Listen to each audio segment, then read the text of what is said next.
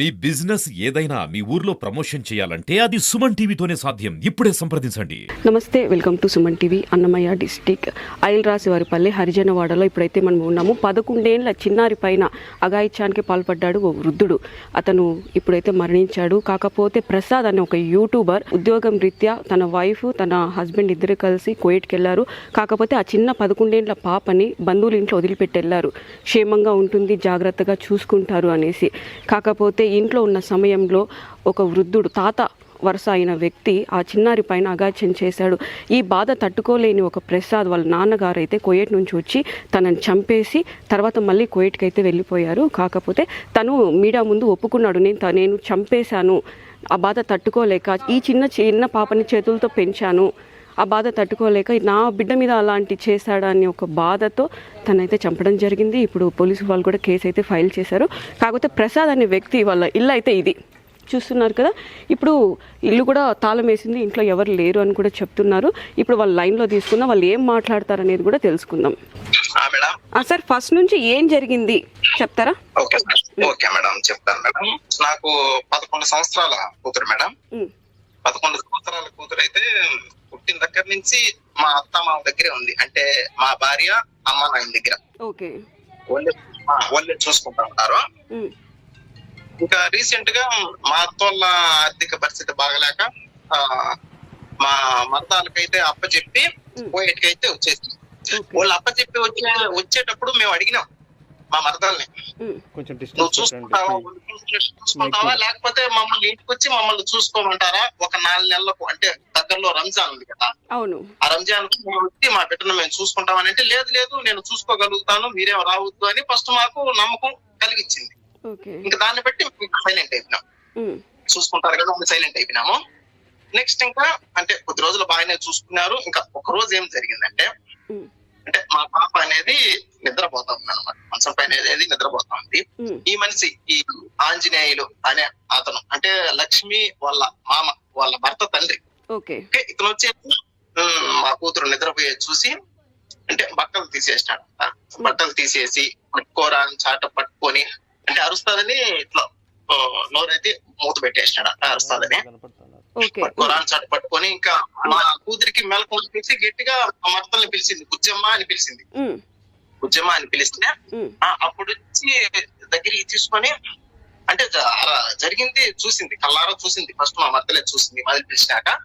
ఆమెని మా మర్తలు వాళ్ళ భర్త ఈ మాదిరి జరిగిన దానికి ఆ మనిషిని ఒక్క మాట కూడా అనలా. మళ్ళీ మా కూతుర్ని అంటే భయపెట్టినారు. ఈ మాదిరి జరిగింది కదా, నువ్వు చెప్పగాకు, మా కూతుర్ని భయపెట్టినారు అనమాట. ఏమని భయపెట్టినారు?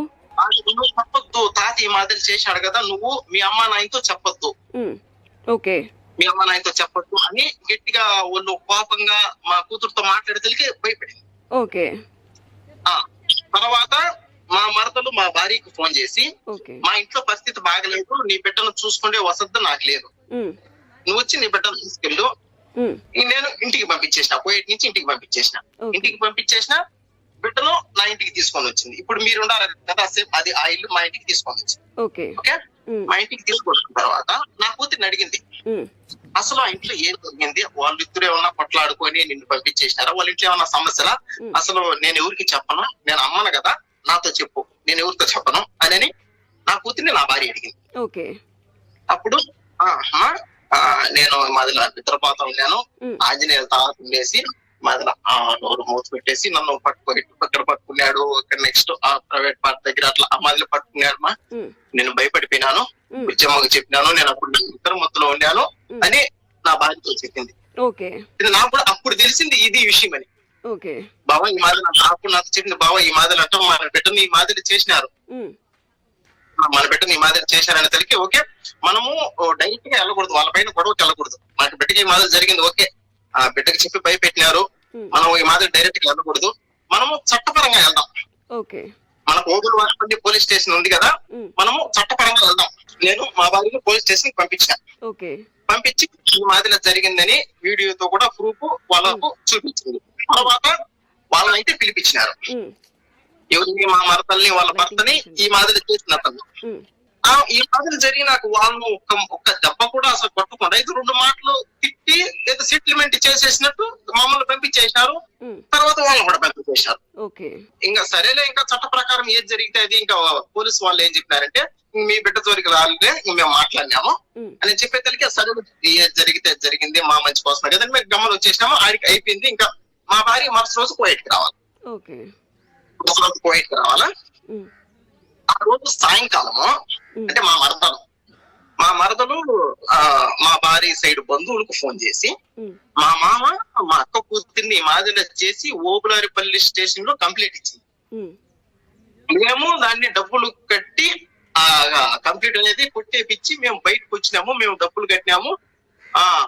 ఏం చేసుకున్నారు వాళ్ళు కేసు మామ ఈ మాదిరి చేసినా కానీ వాళ్ళు ఏం చేసుకోగలిగినారు అనే విధంగా రెచ్చగొట్టి మాట్లాడే తల్లికి ఒక్కవరకే కాదు మా భార్య సైడ్ బంధువులందరూ కూడా ఈ మాదిరి చేసి పబ్లిక్ చేసేసింది విషయం. ఎవరు? మీ మరదలు. మా మరదలు నెక్స్ట్ వాళ్ళు ఇద్దరు భార్య భర్తలు మాట్లాడుకొని ఈ మాదిరి పబ్లిక్ చేసేసింది. తర్వాత మళ్ళీ మన బిడ్డ పరువు పబ్లిక్ కాకూడదనే కదా మనం సీక్రెట్ గా పోలీస్ స్టేషన్ కి వెళ్ళి ఈ మాదిరి చెప్పింది. మళ్ళీ ఈ మాదిరి పబ్లిక్ చేస్తున్నారు, నువ్వు మళ్ళీ పోలీస్ స్టేషన్ కి వెళ్ళు. పోలీస్ స్టేషన్ కి వెళ్ళి జరిగింది ఈ మాదిరి పబ్లిక్ చేస్తున్నారు, మీరేదో డబ్బులు తీసుకున్నారంట, డబ్బులు తీసుకొని వదిలేసినారా అని మా చెల్లెలు ఫోన్ చేసి చెప్తున్నదని మళ్ళీ పోలీస్ స్టేషన్ కి వెళ్ళి మళ్ళీ చెప్పింది ఈ మాదిరి. చెప్తే మేము డబ్బులు తీసుకుంటామా, మేము అలా చేస్తామా, మేము అలా చేయము. మా భార్యనే తిట్టి తర్వాత వాళ్ళతో కూడా ఫోన్ చేసి మేము ఈ మాదిరి మీ దగ్గర డబ్బులు తీసుకున్నావా, ఏమనుకొని చెప్పినావు నువ్వు ఈ మాదిరి అనే తల్లికి. తర్వాత మా భార్యను ఒక అర్ధగంట బయట కూర్చోమన్నారు. ఒక అర్ధగంట వీళ్ళు పోలీసు వాళ్ళు బయట కూర్చోమన్నారు. బయట కూర్చున్న తర్వాత ఆమెని అర్ధగంట అయిపోయిన తర్వాత ఈ పోలీసు వాళ్ళు లోపలికి పిలిచి ఈ మాదిరి మళ్ళీ నువ్వు పోలీస్ స్టేషన్ కి వచ్చి ఈ మాదిరి చెప్పిన దానికి మీ చెల్లెలు ఈ మాదిరి సూసైడ్ చేసుకునింది అంటే ఏదో తాగిందంట, పురుగుల మందు అదేదో తాగిందంట. ఆమె కానీ ఏదన్నంటే నీ మీద మర్డర్ కేసు పెడతాము, నువ్వు ఇరకపోతావు, నువ్వు ఎక్కడికి పోకుండా చేస్తాము, నువ్వు పోయేటి కూడా పోకుండా చేస్తాము అని అట్లా మాట్లాడారు. ఇప్పుడు తాత వయసు ఉన్న అతను మీ పాప మీద ఇలా చేశాడు కదా, ఆయన అడిగారా, పెద్ద ఆయన అడిగారా ముసలాయన్ని ఎందుకు ఇలా చేసావని? 2 మాటలు తిట్టినారంట. వాళ్ళు అడిగితే ఈ మాట అడిగితే వాళ్ళు ఏమన్నారంటే పోతా చెయ్యి తగిలింది, పోతా చెయ్యి తగిలింది అంతేను, అంతకు మించి ఏం జరగలేదు అని అన్నారు. మరి డ్రెస్ రిమూవ్ చేసిందంట ఎలాగంట అంటే ఆ పాప చెప్పింది కదా, ప్రూఫ్ ఉంది కదా, మా దగ్గర వీడియో ఉంది కదా, అందుకని మేము వీడియో రికార్డ్ చేసినాం. ప్రూఫ్ మా పాపే నోటి ద్వారానే చెప్పింది కదా, ఈ మాదిరి తాత చేసినాడు, పట్టుకున్నాడు, నేను నిద్ర ముక్కులో ఉన్నాను మా కూతురే చెప్పింది కదా. తర్వాత ఈ మాదిరి నిన్న మర్డర్ కేసులో ఇరికిస్తాము, మీ చెల్లెలకి ఏదైనా అయిందంటే అట్లా వాళ్ళ పక్క మాట్లాడినారు. ఇదేం సార్ వాళ్ళ పక్క మాట్లాడుతూ ఉన్నారు, పొద్దునేమో ఇట్లా మాట్లాడినారు, ఇప్పుడు వాళ్ళ పక్క మాట్లాడుతూ ఉన్నారు. నన్ను ఇరికిచ్చేది మీరు, నేను నా బిడ్డకి ఈ మాదిరి జరిగిందని నేను మీ దగ్గరికి వచ్చినాను, మీరేంటి వాళ్ళ పక్క మాట్లాడేది అని వాళ్ళు పోలీసు వాళ్ళు అన్నారు. ఇంకొకరు పోలీసు వాళ్ళలోనే ఇంకొకరు ఏమన్నారంటే పొద్దున వరకు వాళ్ళు నీ కోట్లు ఉన్నది, ఇప్పుడు వాళ్ళ సైడ్ ఉన్నది, వాళ్ళు ఎట్లా అంటే అట్టాడాలి నువ్వు. అప్పుడు మాకు అర్థమైంది వీళ్ళు డబ్బులు తీసుకొని డైరెక్ట్ గా వాళ్ళ పక్క మాట్లాడుతున్నారు. దాని తర్వాత మీరేం చేస్తారు చెప్తారు? చెప్తా చెప్తా. డబ్బులు తీసుకొని వాళ్ళ పక్క మాట్లాడుతున్నారని క్లియర్ గా మాకు ఇంకా అర్థమైంది. తర్వాత మా మరదల్ని హాస్పిటల్ కి తీసుకొని పోయి మళ్ళీ తీసుకొని వచ్చారంటే ఆకు బాగానే ఉంది. ఇంకా మా భార్య వచ్చేసి పోలీసులు అన్నపోతే ఈ మాదిరి చేసినారు, ఏం న్యాయం చేయాల, ఏం మాట్లాడాలా, వాళ్ళ పక్క మాట్లాడినారు. రమణ అంటే మా భర్తలు, వాళ్ళ భర్త పేరు రమణ, వాళ్ళిద్దరు భార్య భర్తలు అనబోతే ఈ మాదిరి మా బిడ్డ విషయం పబ్లిక్ చేసినారు. మళ్ళీ డబ్బులు కట్టేసి మేము బయటకు వచ్చినాము, మీ వల్ల ఏం కాదు, మా భర్త ఉద్యోగంలో ఉన్నాడు, మీరేం చేసుకోలేరు మమ్మల్ని అనే విధంగా మమ్మల్ని రెచ్చగొట్టినారు. ఇవన్నీ విని ఎవరు బంధువులు ఏం చేయలేకపోతే, పోలీసు వాళ్ళు ఏం చేయలేకపోతే అని మా భార్య కూడా సూసైడ్ చేసుకునింది. ఇంకా బతకడం దేనికి నేను అని సూసైడ్ చేసుకునింది. తర్వాత మా భార్యను కూడా హాస్పిటల్ కి తీసుకెళ్లి బతికించుకొని చిన్నగా నేను పోయేటికి తెచ్చుకున్నా. నేను చూసుకుంటాను, నేను మాట్లాడుకుంటాను అని నేను పోయేటికి తెచ్చుకున్నా.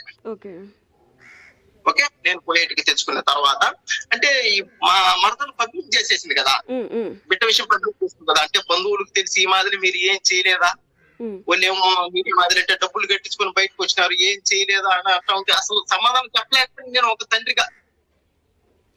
ఇప్పుడు పోలీసు వాళ్ళు ఏం చేయలేనప్పుడు, వీళ్ళు అట్లా బంధువులు ఈ విధంగా మాట్లాడినప్పుడు అసలు ఏ తండ్రికైనా ఏ విధంగా ఉంటది, బిడ్డకి ఈ మాదిరి జరిగిందంటే పట్టించుకోవడం లే. ఏ తండ్రికైనా ఏ విధంగా ఉంటది. డాడీ మా కూతురు డాడీ ఈ మాదిరిలో తాత చేశాడు, డాడీ ఈ మాదిరిలో పట్టుకున్నాడు డాడీ అంటే ఏ తండ్రి అయినా గమ్మునుంటాడు. మేము చట్టాన్ని గౌరవించే కదా మేము ఓబులవారిపల్లి పోలీస్ స్టేషన్కి వెళ్ళింది. అవును. వాళ్ళు ఏం చేయలేనప్పుడు, చట్టమే ఏం చేయలేనప్పుడు ఎవరు దిక్కు, ఇంక ఎవరు ఏం చేస్తారు? ఇంకా కన్న తండ్రిగా నేను నిలబడాలని, నా బిడ్డ జీవితం నాశనం చేసిన మనిషికి నేను ఏదో ఒక శిక్ష వేయాలని నా భార్యకి కూడా చెప్పకుండా నేను వచ్చిన ఇంటికి. మా పోయేట వాళ్ళతో మాట్లాడుకొని పాస్పోర్ట్ తీసుకొని 2 టికెట్లు నేనే వేసుకొని నేను ఇంటికి వచ్చిన. నేను ఇంటికి వచ్చిన అంటే ఆ మనిషిని చంపాలని ఉద్దేశం నాకు లేదు. కానీ నా కూతురికి ఈ మాదిరి జరిగితే ఎవరు పట్టించుకోలేదే. ఒక తండ్రిగా నేను కూడా సైలెంట్ గా ఉండిపోతా.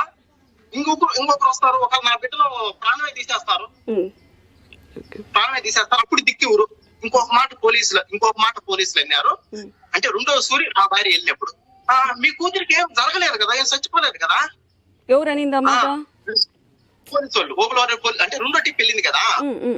దేనికి నువ్వు ఇంత చేస్తున్నావా సార్? ఈ మాదిరిలో మా బిడ్డలో వాళ్ళు పబ్లిక్ చేసి పరువు అందరికి బంధువులకు మాట్లాడుతున్నారు సార్ అని చెప్తే, ఏం మీ బిడ్డ చచ్చిపోయిందా, ఏం రేపు జరిగిందా అనే విధంగా పోలీసు వాళ్ళు మాట్లాడారు. అంటే రేపు జరిగి బిడ్డ చచ్చిపోతేనే పట్టించుకుంటారా? అంటే బిడ్డ చచ్చిపోయిన తర్వాత పట్టించుకొని ఏం ఉపయోగము?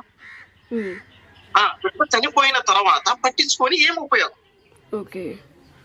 ఇవన్నీ నేను ఆలోచించి, ఒకవేళ ఊరు సైలెంట్ గా ఉన్నట్టు తండ్రిని కూడా నేను సైలెంట్ గా ఉంటే ఇంకా బ్రతికి ఉపయోగం ఏంటి? ఏ తండ్రి అయితే గమ్మునుంటాడు? బిడ్డ డాడీ ఈ మాదిరి జరిగింది డాడీ అంటే ఏ తండ్రి అయితే గమ్మునుంటాడు? అందుకని 4 రోజులు సెలవు తీసుకొని అతనికి ఏదో ఒక శిక్ష వేయాలని చెప్పి వచ్చినా. కానీ చంపడం మటుకు నా ఉద్దేశం కాదు.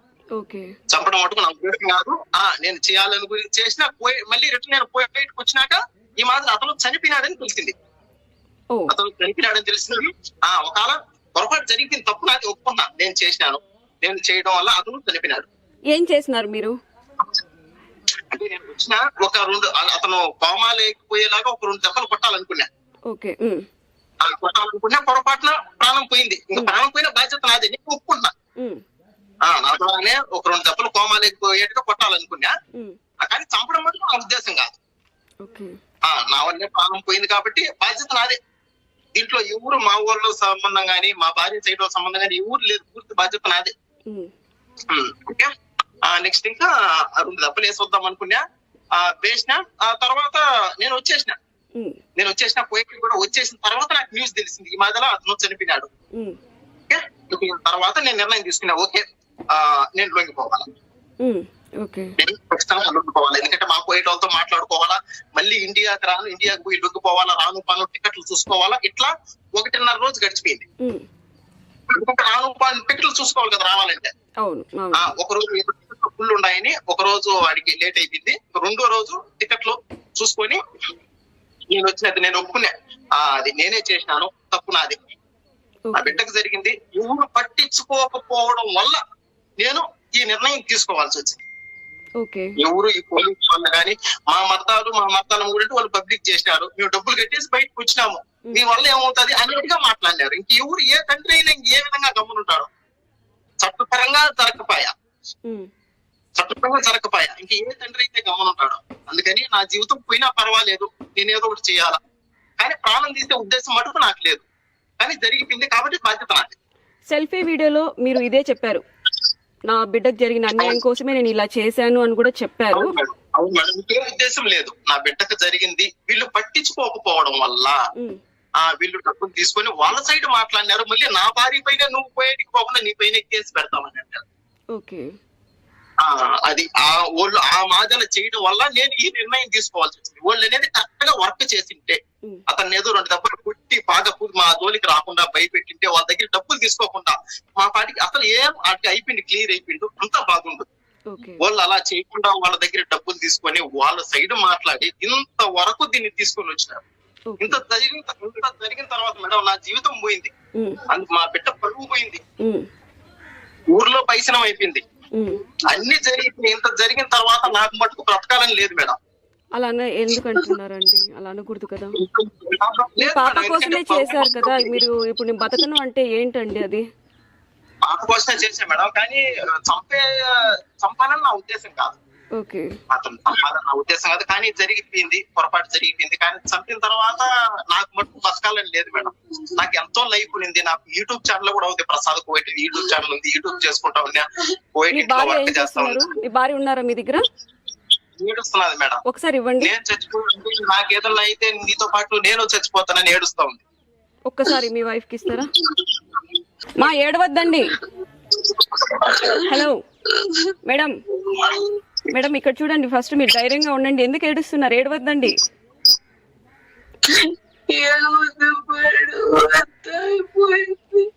Madam, please. లక్షణంగా బతుకుతూ ఉంటా మేడం. నేను మా అమ్మ దగ్గర 11 సంవత్సరాలు పాపను పెట్టి మేము కడుపు కాసుకొని వేరు డబ్బు పంపించి బిడ్డను బాగా చూసుకుంటా ఉంటాం మేడం. మధ్యలో మా అమ్మలకి ఏదో కొంచెం సమస్య వచ్చి వాళ్ళు కోయిట్ పోవాలనుకున్నారు. నేను అడిగి చెప్పిన, అమ్మా నేను వస్తున్నాను 4 నెలల తర్వాత అంటే, అప్పుడు మా చెల్లి నాకు ఫోన్ చేసి మేడం ఫస్ట్ కళ్ళు తుడుచుకోండి, ఏడవద్దండి ప్లీజ్. ఏం జరిగింది అనేది కొంచెం చెప్పండి. తల్లిగా మీ బాధ అయితే మేడం ఒక మాట మేడం, మీ పిల్లల కోసమే మీరు వెళ్ళారు, జరగకూడదు కొంచెం జరిగింది. మీరు ఇప్పుడు స్ట్రాంగ్ గా ఉండాలి. మీరు సూసైడ్ చేసుకుంటామని కూడా అంటున్నారు, అది కరెక్ట్ అయితే కాదండి. మీరు ఏమన్నా చెప్పండి. బిడ్డలు ఏమైపోతారు? ఒక్కసారి బిడ్డల గురించి ఆలోచించండి. బిడ్డల గురించి ఆలోచించినాం మేడం. బిడ్డలు కూడా కాదు మేడం, ఒకే ఒక్క బిడ్డ మేడం. పెళ్ళై 13 ఏళ్ళకు మాకున్న ఒకే ఒక్క బిడ్డ మేడం. దాని భవిష్యత్తు మా భవిష్యత్తులో మధ్యలో ఆగిపోకూడదు. తన భవిష్యత్తు ముందుకు వెళ్ళాలి. మాలో ఎవరు బాగా చదువుకునే లేరు, నా బిడ్డ బాగా చదువుకోవాలి అన్న ఉద్దేశంతోనే మేము కోవిడ్ లో ఉన్నాం మేడం. ఆడికి కూడా మా అమ్మకి ఆర్థిక సమస్యలు వచ్చినాయి, వాళ్ళు మేము చూసుకోలేము కదా. ఇప్పుడు అంటే నేను 4 నెలల తర్వాత వస్తాను మామ, అప్పుడు దాకా ఇంకా 4 నెలలే అంటే, అప్పుడు మా చెల్లెలు భర్త ఇద్దరు ఫోన్ చేసి, మేమున్నాము, మేము ఈ పాపను చూసుకుంటాము, మేము ఈ తల్లిదండ్రులు అంటే, అప్పటికి నేను అన్నా మేడం, లక్ష్మి నీకు పిల్లలు లేరు, పిల్లలు ఉన్న వాళ్ళని పిల్లలు చూసుకోవడం కష్టం, నీకు పిల్లలు లేరు, ఏ విధంగా చూసుకుంటావు ఆ పిల్లని? ఆ అమ్మాయి మగ పిల్లోడైతే నువ్వు ఎలాగైనా చూసుకోవచ్చు, ఆడపిల్ల సొసైటీలో నేను ముందుగానే అనుకున్నాం మేడం. ఎందుకంటే ఎన్నో జరుగుతున్నాయి మేడం, బయట ఎన్నో చూస్తున్నాం. నాకు ముందు నుంచే భయం. ఎందుకంటే ఈ మధ్య మా అయితే ఒక 2 నెలల క్రితం రాయచోటి దగ్గరనే ఎక్కడనో ఒక చిన్న పాపని చంపేసి అలా చాలా ఘోరంగా చేసినారు. అందుకని లక్ష్మి నీ వల్ల కాదు, నేను ఉండి అమ్మని ఒక 4 నెలలు ఉంటే లేకుండా నీకు అవసరం లేదు, నీ బిడ్డ కాదు నా అమ్మాయి బలవంతంగా పంపించింది మేడం. పంపించిన 2 వారాలే మేడం, ఎక్కువ టైం కూడా కాదు. 2 వారాల తర్వాత మా అమ్మ కోవిడ్కి వచ్చిన 2 వారాల తర్వాత నాకు ఫోన్ చేసింది మేడం. నాకు ఫోన్ చేసి, అక్క నువ్వు ఇంటికి వచ్చేసేయి, అర్జెంట్ గా ఇంటికి వచ్చేయి, పాపని మేము చూడలేకపోతున్నాము, నాకు నా కుటుంబానికి గొడవలు అవుతున్నాయి పాప వల్ల, అప్పుడేదో నేను తొందరపాట్లు చెప్పేసినాను, నువ్వు వచ్చి అంటే, ఆమెనే ఇంకా మా మొగుడు అబ్బా వాళ్ళంతా స్ట్రాంగ్ గా చెప్తున్నారు కదా, సరే నువ్వు వెళ్ళని మేము కోయిట్ వాళ్ళకి ఏదో చెప్పుకొని, నేను సడన్ గా అప్పటికప్పుడు టికెట్ తీసుకొని ఇంటికి వచ్చినాం మేడం. ఇంటికి వచ్చి నేను వెళ్ళి పాపని తీసుకొని వచ్చాను. మీరు అక్కడ ఉన్నారు కదా, అదే ఇంట్లో పొద్దున్నే తీసుకొని వస్తాను. ఫస్ట్ పొద్దున్నే అడిగినా మేడం పాపని, అమ్మాయి ఎందుకు అంత సడన్ గా ఆ అమ్మాయి నిన్ను తీసుకెళ్ళు అన్నంత స్ట్రాంగ్ నిర్ణయం నాకు ఎందుకు చెప్పింది, ఏం జరిగింది నానంటే, ఆ అమ్మాయి నాకు పొద్దున్నేనే చెప్పింది మేడం, అమ్మ నాతో మిస్బిహేవ్ చేసినాడు తాత అంటే, ఇంకా నేను బయట అది అందరూ అప్పుడు మార్నింగ్ టైంలో తిరుగుతూ ఉన్నారు మేడం. తిరుగుతూ ఉంటే ఇంక ఇప్పుడు వద్దు అని, నైట్ మనకి ఇప్పుడు ఏం చేయాలో అర్థం కాక నేను ఇట్లా మా ఆయనకి ఫోన్ చేయడం జరిగింది, బావా పాపతో ఏదో మిస్బిహేవ్ చేసినాడు అంటున్నాడు బావా, నాకు పాపను అడగాలనే కొంచెం భయంగా ఉంది, ఏం చేసినాడు అర్థం కావట్లేదు, నాకు భయంగా ఉంది బావా అంటే, చందు నువ్వు భయపడద్దు, నువ్వు ధైర్యంగా అమ్మికి తెలియకుండా ఒక కెమెరా పెట్టు, అమ్మిని చూడనీయకుండా నువ్వు నార్మల్ గా అడుగు పాపని, ఏం జరిగిందో ముందు మనం తెలుసుకుందాం, మనం తెలుసుకున్న తర్వాత మనం ఏ నిర్ణయం తీసుకుందామో అడుగుదామని మేము పాపకి తెలియకుండా కెమెరా పెట్టినా మేడం. ఫోన్ ఇప్పుడు నా దగ్గర ఉండే ఫోన్ పాపకి తెలియకుండా కొంచెం పెట్టేసి నేను పాపని నాన్న అది ఆన్ చేయని చెప్పి ఆన్ చేపించి కూర్చోబెట్టి నేను పాపతో మాట్లాడడం జరిగింది. నాన్న ఏం జరిగింది, నాకు భయపడద్దు, నేను ఏం అన్నాను నాన్న, నేను ఇది ఎక్కడికి నీకు ఇబ్బంది, నేను కొట్టను తిట్టను, నువ్వు చెప్పు నాన్న, ధైర్యంగా చెప్పు, నేను ఇక్కడ ఎవరు లేరు, ఇప్పుడు నేను నువ్వే ఉన్నావు, నేను నీకు అమ్మని, నువ్వు నాకు ఏదైనా నువ్వు నాకే చెప్పాలి నాన్న, చెప్పు నాన్న నేను అడిగినా మేడం. అడిగితే మమ్మీ నాకు నైట్ 8 అయిపోయింది, 8 అయితే నాకు బాగా నిద్ర వస్తుంది, నిద్ర వస్తా ఉంటే అక్కడ మంచం ఉంది కదా అక్కడ వెళ్ళి పడుకొని బుజ్జి నన్ను పడుకోబెట్టేసింది. నేను పడుకుంటానే నా పక్కన వచ్చి తాత పడుకున్నాడు. తాత పడుకొని నాకు ఇక్కడ చెయ్యి వేసినాడు. ఇక్కడ చెయ్యి వేసినప్పుడు నాకు నొప్పి వచ్చి తాత నొప్పి వస్తుంది అంటే వెంటనే నా నోరు మూసిపెట్టేసి నాది చెయ్యి పెట్టినాడు మమ్మీ అని ఆ అమ్మాయి వీడియోలో పేరు మెన్షన్ చేసింది మేడం. నాకు అది చెప్పడానికి కూడా అవడం లేదు. ఆ అమ్మాయి అలా చెప్పగానే నాకు ఆడికి నేను క్లియర్ గా అడిగినా నాన్న ఎవరన్నా తాత అంటే ఎవరా, తాత అంటే ఆంజనేయ తాత అని అమ్మాయి మాకు క్లియర్ గా చెప్పింది మేడం. చెప్తానే ఇంకా మనం ఇంతకు మించి ఇంకా అమ్మాయిని ఏం అడగలేము, ఎందుకంటే తను ముందుగానే కొంచెం భయస్తురాలు. ఆ తర్వాత నేను అడిగిన వీడియో వాళ్ళ కట్ చేసేసిన, ఇంకా నా వల్ల కాలే మేడం, నేను వెళ్ళలేకపోయినా అమ్మాయి చెప్పేది. మరి నాన్న నువ్వు ఇంత జరుగుతా ఉంటే నువ్వు ఎందుకని ఎవరికి చెప్పలేదు, ఆ భుజం మేము గొడవలని చెప్పింది ఎందుకు నానంటే, మా నేను ఇలా జరిగిందని చెప్తే నన్ను బుజ్జమ్మ కొడతానని చెప్పింది మా, నన్ను బుజ్జమ్మ భయపెట్టింది. తాతకి అమ్మ అంటే తాత అంటే మా డాడీ మేడం, మా అమ్మ వాళ్ళ ఆయన అంటే మా డాడీకి అంటే మా డాడీని అమ్మాయి తాతనే అంటది. ఆ వెంకటయ్య తాతకి చెప్పొద్దనింది, ఆంజనేయ తాతకి తెలిసినాడని నువ్వు చెప్తే నేను కొడతాను, ఇక్కడ ఎవరు లేరు అని చెప్పి ఆ అమ్మాయిని భయపెట్టేసినారంట మేడం. ఆ అమ్మాయి ఇంకా భయపడిపోయి ఎవరికి చెప్పలా, నేను వచ్చేంత వరకు ఎవరికి రివీల్ చేయలా. ఆ తర్వాత తెలియగానే నేనేం చేసినాను, ఈ అమ్మాయి ఇష్యూలో ఇప్పుడు ఆల్రెడీ ఇది వీడియో నా దగ్గర ప్రూఫ్ ఉంది, ఇప్పుడు ఆ అమ్మాయి నేను పోలీస్ స్టేషన్ కి అక్కడికి ఇక్కడ చెప్పకూడదని ఆ అమ్మాయిని తీసుకెళ్లి ఫస్ట్ స్కూల్లో జాయిన్ చేసి నేను మా సిస్టర్ కి ఫోన్ చేసి లక్ష్మి ఏంటి ఇది, పాప నాకు ఇది చెప్పింది, ఇది చెప్పినాక నువ్వెందుకని దీని గురించి నాకు చెప్పలేదు అని మా సిస్టర్ని అడిగితే ఆ అమ్మాయి ఏమనిందంటే, నీ కూతురు కోసం నా సంసారాన్ని నాశనం చేసుకోవాలి, నీ కూతురికి ఇలా జరిగితే నన్నేం చేయమంటావు, జరిగిపోయింది, నోరు మూసుకొని నీ పాటికి నువ్వు ఉండు, నా పాటికి నేను ఉంటానని ఫోన్ కట్ చేస్తుంది మేడం. ఆ అమ్మాయి ఫోన్ కట్ చేస్తానే ఆమె కూడా మీ సిస్టర్ కూడా కూతురు వరుసే కదా, ఆ కూతురు వరుసే మేడం. మరి ఎలా అనకూడదు కదా, నాకన్నా ఎక్కువ ఇష్టం మేడం అమ్మాయి అంటే. ఆ అమ్మాయి ఏం చెప్పినా వింటుంది మేడం, నా మాట వింటుందో కానీ ఆ అమ్మాయి అంటే ప్రాణం మేడం. అలా అదే మేడం నా బాధ కూడా, నా చెల్లిని నా అమ్మ తర్వాత అమ్మ కాదు మేడం. అలాంటిది నీ కూతురు నా సంసారం అనుకున్నప్పుడు నువ్వెందుకు బాధ్యత తీసుకున్నావు? అదే మాట ఆ రోజు అమ్మున్నప్పుడే చెప్పుంటే నేను వచ్చి నా బిడ్డని తీసుకోను. ఆ రోజు ఏమన్నావు, నా బిడ్డ నువ్వు చెప్పావు, నువ్వు చెప్పినప్పుడు నీకిచ్చి అమ్మ వెళ్ళింది.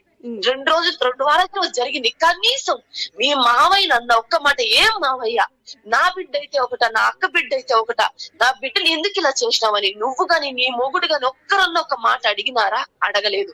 నేను మా అమ్మ వాళ్ళతో మాట్లాడను మేడం, ఎందుకంటే ఇది నాకు ఆవిడ గల్ఫ్ దేశానికి రావడం ఇష్టం లేదు. మా అమ్మతో నువ్వు ఇంటికానే ఉండమంటే ఆవిడ వినకుండా వచ్చిందని నేను మా ఫ్యామిలీ మెంబర్స్ ఎవరితో మాట్లాడను మేడం. అందుకని నేను ఇంకేం అడగకుండా మా ఆయనకి చెప్పినా మేడం. చెప్తే అయితే ఆ అమ్మాయి అంత నిర్లక్ష్యంగా మాట్లాడుతుంది, మన బిడ్డకి ఇలా జరిగింది, మనం ఎవరి దగ్గర వినా మనకు న్యాయం జరగదు, మనం చట్ట ప్రకారం పోదాం, నువ్వు నేరుగా పోలీస్ స్టేషన్ వెళ్ళి కంప్లైంట్ ఇవ్వు, సార్ వాళ్ళు ఏం న్యాయం చేస్తారో మనం ముందు అడుగుదాంబా అని చెప్తే నేను నేరుగా వెళ్ళి నేను సార్తో ఏం చెప్పినా అంటే, సార్ నా పాపని ఇది జరిగింది మొత్తం సార్కి చెప్పిన, సార్ ఇలా జరిగింది సార్, ఓకే సార్ వాళ్ళని పిలిపించండి, ఎందుకంటే దీన్ని నేను ఇంటికాడికి వెళ్ళి కొట్లాడి గొడవ చేసి నేను చేయదలుచుకోను, ఎందుకంటే ఇది ఒక ఆడపిల్ల ఇష్యూ సార్, నాకు బగిసినం అవ్వకూడదు, నాకున్నది ఒక్కటే ఒక ఆడపిల్ల సార్, ఆ ఆడపిల్లకి ఇలా బగిసినం అయిపోతే నా జీవితం పోతాది సార్, నా బిడ్డకి ఏదన్నా అయిపోతాది. ఆ అమ్మాయిని పిలిచి ఇలా న్యాయం అడగండి సార్, ఆ పిల్ల నాకు సమాధానం చెప్పట్లేదు సార్ అంటే వాళ్ళ అక్కడికి పిలిచినారు మేడం.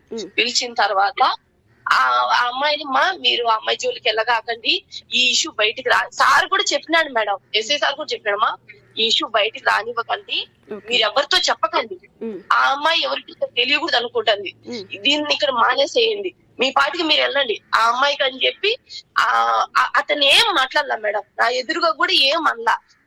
అయినా కూడా నేనేమనుకున్నాను, ఇది 10 మందికి తెలియకుండా వాళ్ళ నుంచి దూరంగా వెళ్ళిపోయేదే మంచిది, ఎందుకంటే పాపని ఆగం చేయకూడదు మనం. మరి అలాంటప్పుడు మేడం ఒక నిమిషం, అలాంటప్పుడు మీ భర్త పాప ఫోటో పెట్టాడు ఇలా చెప్పడం వల్ల ఇంకా పబ్లిక్ అయింది కదండి. అదే మేడం, అది మీరు చెప్పాలనుకోలేం మేడం, అది ఎందుకు జరిగింది అంటే చెప్తా మేడం, పూర్తిగా వినండి.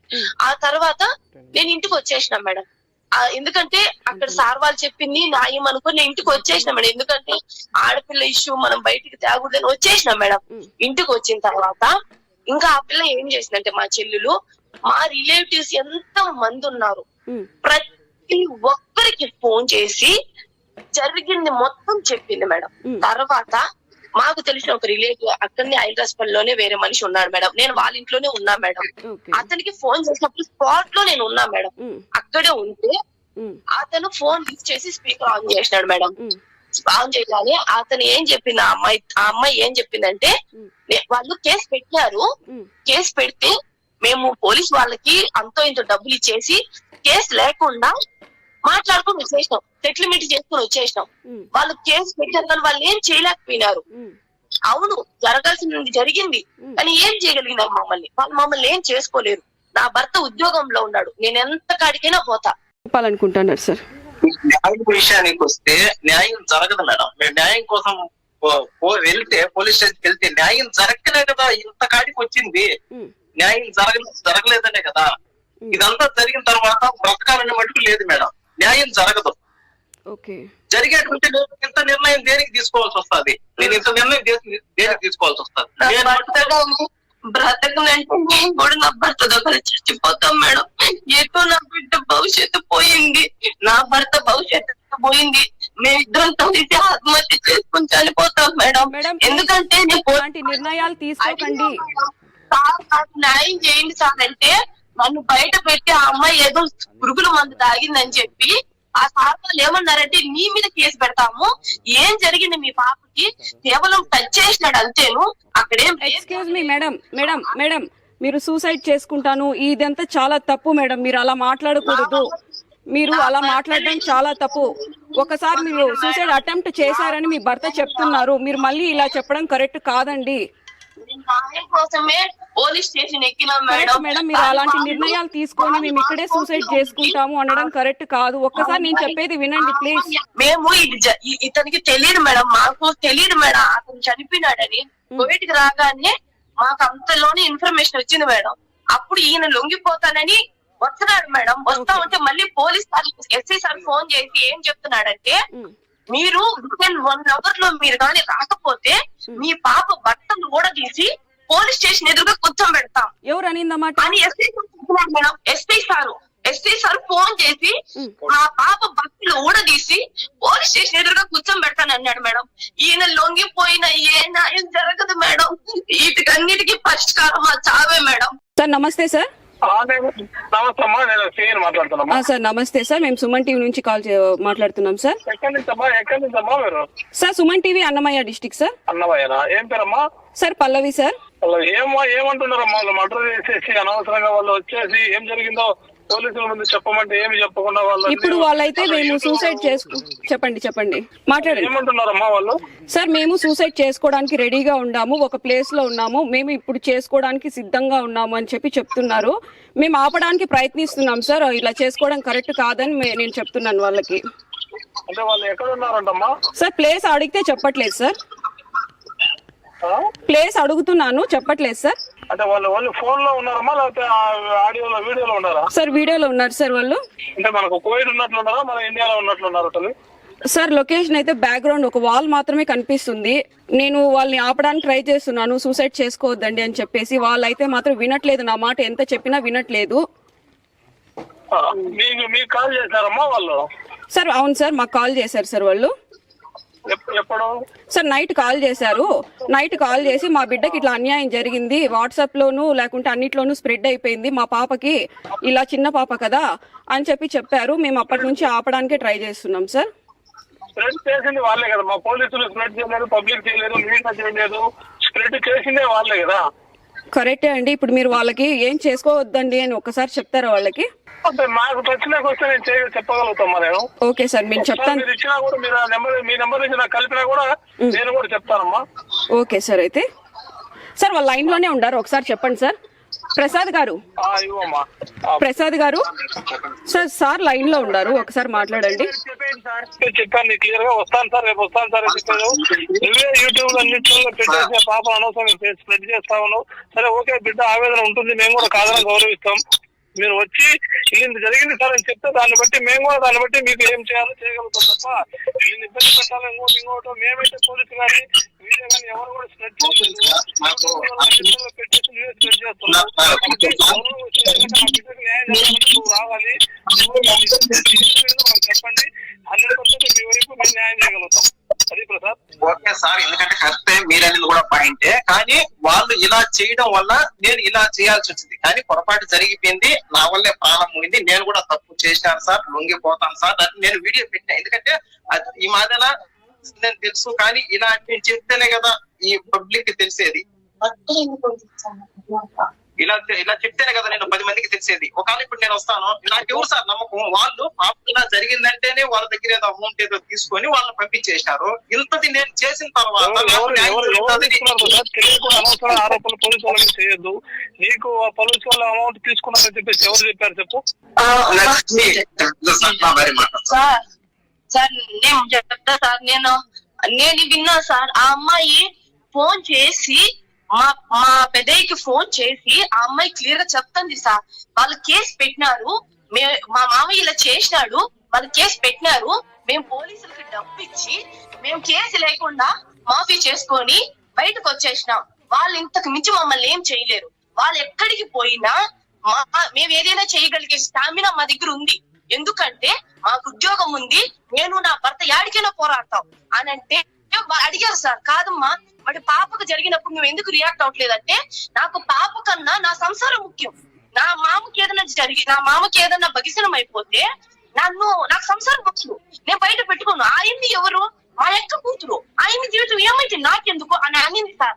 అంతానే నేను ఎస్ఐ అడిగినా, సార్ ఇదేంటి సార్ ఈ అమ్మాయి అంటుంది సార్ అని అంటే, ఆయన మీ దగ్గర మేము లంచాలు తీసుకున్నామా అది దాన్ని తిట్టి ఆ అమ్మాయికి ఫోన్ చేసి అమ్మాయిని రమ్మన్నాడు సార్. ఆ అమ్మాయిని రమ్మని నన్ను బయట 1/2 hour వెయిట్ చేయమన్నారు. నేను తర్వాత నన్ను లోపలికి రమ్మన్నారు. వచ్చిన తర్వాత ఎస్ఐ సార్ ఏమన్నాడంటే, అమ్మా ఆ అమ్మాయి సూసైడ్ చేసుకునేది, ఇప్పుడు కేసు నీ పక్కన లేదు, ఇప్పుడు ఆ అమ్మాయి పక్కన ఉంది. ఎందుకంటే ఆ అమ్మాయి సూసైడ్ చేసుకున్నట్టు మర్డర్ కేసు ఇప్పుడు నీ పక్కకు వస్తుంది.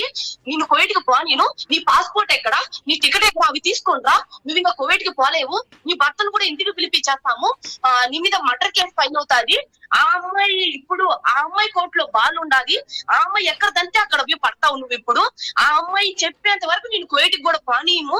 ఆ అమ్మాయి పోలీస్ స్టేషన్ కి వచ్చి, సార్ మా ఎక్కను వదిలేయండి సార్, మా ఎక్కని కువైట్కి పోనివ్వండి సార్ అని ఆ అమ్మాయి చెప్పేంత వరకు నేను పోనీవు అంటే, అప్పుడు నేను ఎస్ఐ సార్ని అడిగినాను సార్.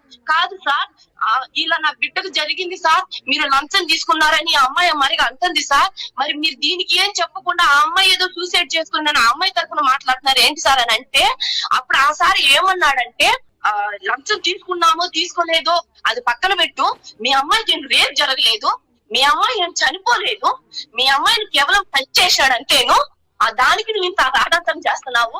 ఆ అమ్మాయి వచ్చి పర్మిషన్ ఇచ్చేంత వరకు నేను కువైట్ కూడా పోనివ్వను, నువ్వు ఇక్కడే కూర్చో అని నన్ను దాదాపు 2 గంటలు అక్కడనే కూర్చోబెట్టేసినారు మేడం.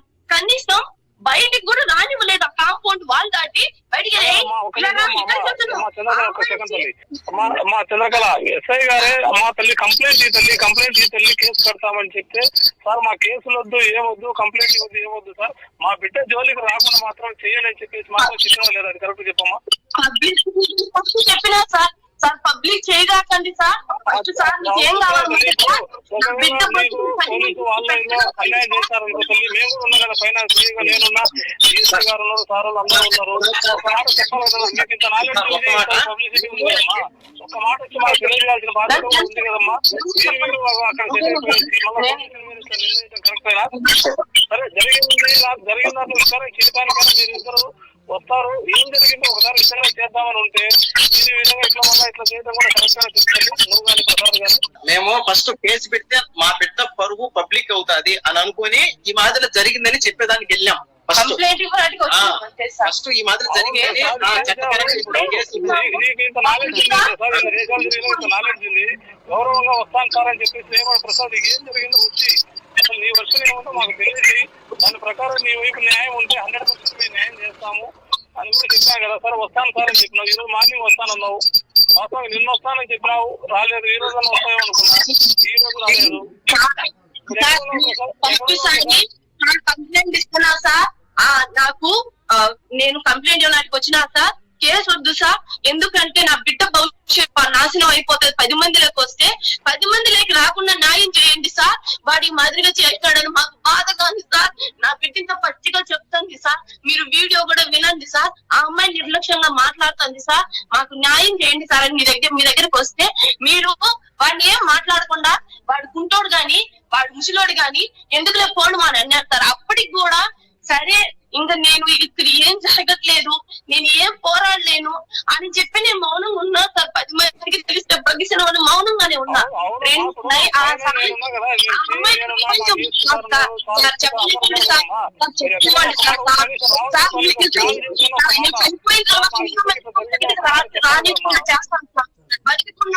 చెప్పనివ్వండి సార్.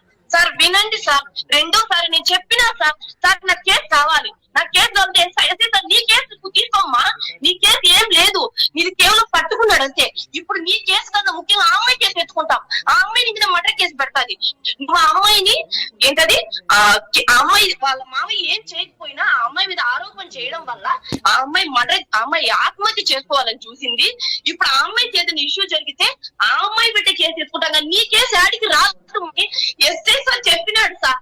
ఆ మాట చెప్తానే ఆ అమ్మాయి నీ కోట్లో బాల్ లేదు, ఆ అమ్మాయి కోట్లో బాల్ ఉంది. ఆ అమ్మాయి ఆడదంటే ఆడబెట్టుకొని నన్ను నడుపు జీవితం అడిగితే మీరు ఆ రోజు నాకు చేస్తుంటే నా భర్త తీసుకునేవాడు కాదు, నా కుటుంబంలో చేసుకుంటేది కదా సార్. ఇప్పుడు ప్రసాద్ గారు సార్ మాట్లాడుతున్నారు. ఎస్ఐ సార్ చూడండి, ఇదిగోండి లైన్ లో మాట్లాడండి. మాట్లాడుతున్నా, నీకు 100% నేను న్యాయం చేస్తాం. ప్రసాద్ నువ్వు చాలా తెలివిగల వాడివి, మంచి భవిష్యత్తు ఉంది. అనవసరంగా లేనిపోని అపార్థాలు చేసుకొని జీవితాలు నాశనం చేసుకోవద్దు. 100% నీకు ఏం అన్యాయం జరిగిందో దాన్ని పూర్తి చేసే బాధ్యత మాది. కానీ తీసుకుంటారు, అందరూ కూడా చూస్తా ఉన్నారు, నీ ఆవేదన కూడా అర్థం చేసుకున్నారు. బాధలు చెప్పుకుంటే బాధ తీరుతుంది తప్ప ఈ విధంగా యూట్యూబ్లలో ఇట్లా చెప్పుకోవడం వల్ల మొన్న జరిగిన అవమానం మీరు పబ్లిసిటీ చేస్తూ ఉంటారు. పాప ఇది కరెక్ట్ కాదు. ఈ పాప నీ కుటుంబం శ్రేయస్సు దృష్టిలో పెట్టుకొని మా ఎదురు రా వచ్చి నీకు ఏం జరిగిందో సింపుల్ గా చెప్పు. చెప్పిన తర్వాత 100% నీకు న్యాయం చేస్తాం. అది నేను ఎక్కడన్నా ఒకసారి ఓకే సార్. ఇప్పుడు నేనే తప్పు చేసిన తప్పు నేనే ఒప్పుకొని నేను వస్తానని నేను పబ్లిక్ గానే నేను వీడియో పెట్టిన తర్వాత నా కూతుర్ని తీసుకొని వచ్చి గుట్టలు ఊడి తీసి కుక్కను పెడతానన్నారు మీరు పోలీస్ స్టేషన్ ఎదురు. ఇంత జరిగిన తర్వాత మీరు ఈ విధంగా పబ్లిక్ మేము ఒక ప్లేస్ లో ఉన్నాము, మాకు న్యాయం జరుగుతుంది, ఎందుకంటే జరగదని మాకు అర్థమైపోయింది మేడం. అందుకని మేము చనిపోవాలని నిర్ణయించుకున్నాం. న్యాయం జరగదు అని అర్థం అయితే మేడం వాయిస్ కదా. ఓకే మేడం, ఇది ఒక్క పాయింట్ ఒక 5 సెకండ్లే ఉండేది. ఏనండి సార్ వాళ్ళు ఈ మాదిరి వెళ్ళారంట, మీరు రాకపోతే మీ పాపను బట్టలు ఊడ తీసి మేము మేడం. ఏనండి పెట్టండి. ఇబ్బంది అయిపోతుంది. ఎందుకంటే పసి పెట్టాల్సి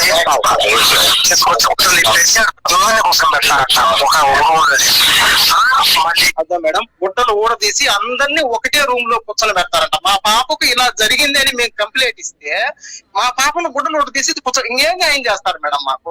అందుకని మేము సూసైడ్ చేసుకోవాలని నిర్ణయించుకున్నాం మేడం. న్యాయం జరగదు, న్యాయం చేయాలంటే అండి. సార్ లైన్ లో ఉన్నారు చూడండి సార్, ప్రసాద్ గారు సిఐ సార్ లైన్ లో ఉన్నారు, మాట్లాడండి. ఒకటి గుర్తుపెట్టుకుని నేను ఒకటే చెప్తున్నా, మేడం వాళ్ళు ఉన్నారు. ఇప్పుడు ఆ మాట్లాడిన వాయిస్ లో పోలీస్ వాళ్ళు ఉన్నా వాళ్ళ మీద యాక్షన్ తీసుకుంటాం. ఒకటి లేదు, నీకు చెప్పిన పర్సన్ నాకు ఫలానా పోలీస్ అయినా నాతో అన్నాడు అన్నా అతని మీద యాక్షన్ తీసుకుంటాం. మధ్యలో మీ వాడికి మాకు పంపించింది ఎవరంటే ఇప్పుడు జనరల్ గా పబ్లిక్ ప్రసాద్ నేను మాట్లాడేది నువ్వు జనరల్ గా పబ్లిక్ లో ఏమంటారు, పోలీస్ స్టేషన్ పోలీసు వాళ్ళు పిలిచినారు, పోకపోతే గుడ్డలు కూడా తీసుకొచ్చబెడతారు అనే మాట ఎవడో పబ్లిక్ అని ఉంటాడు తప్ప పోలీసు వాళ్ళు ఎవరు ఆ మాట లేదు. ఒకవేళ అన్నట్లుగా రుజువు అయితే వాళ్ళపైన 100% మేము యాక్షన్ తీసుకుంటాం. ఒకటి ఓకే సార్, ఇప్పుడు ఆ మనిషి పంపించాడు ఏంటంటే మాకు పంపించింది మనీ, మాకు అతనే పంపించాడు మనీ పంపించినాడు. నువ్వు రా, ఆ మనీ ఎవడో నాకు తెలుసు, నువ్వు నా దగ్గరికి రా, మనీని పిలిపిస్తా, మనీతో ఇదో సార్ ఫలాని కానిస్టేబుల్ హెడ్ కానిస్టేబుల్ పోలీస్ వాళ్ళు ఓగులవారిపల్లి పోలీస్ వాళ్ళు సీరియస్ గా పట్టించుకుంటే ఇంత కాడికి వచ్చేదే కాదు, ఇంత కాడికి వచ్చేదే కాదు. ఈ ప్రతి పాయింట్ పైన పెద్ద పెద్ద రాజకీయ నాయకులు Pawan Kalyan sir, Chandrababu Naidu sir, Lokesh sir వీళ్ళు ఖచ్చితంగా యాక్షన్ తీసుకొని మేము ఉన్నాము, మేము న్యాయం చేస్తాము, మేము న్యాయం చేస్తాము, మేము న్యాయం చేస్తాము అని అంటే అప్పుడు సార్, అప్పుడు అంతవరకు నాకు నమ్మకం లేదు సార్. లేకపోతే మేము ఏదో ఒకటి చేసుకొని మేము చనిపోవాలని నిర్ణయం తీసుకున్నాం సార్. అది ఒకవేళ న్యాయం చేయాలి.